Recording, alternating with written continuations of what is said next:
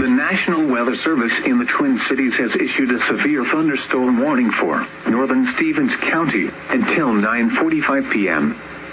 At 9:01 p.m., a severe thunderstorm was located near Donnelly, or 13 miles northwest of Morris, moving east at 30 miles per hour. Expected hazards include ping-pong ball-size hail.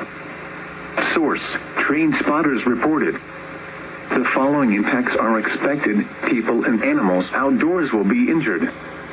Expect damage to roofs, siding, windows, and vehicles. This severe thunderstorm will be near Donnelly around 9:10 p.m. Morris around 9:25 p.m. Other locations impacted by the severe thunderstorm include Fish Lake. Seek shelter inside a well-built structure and stay away from windows. This storm has produced large hail.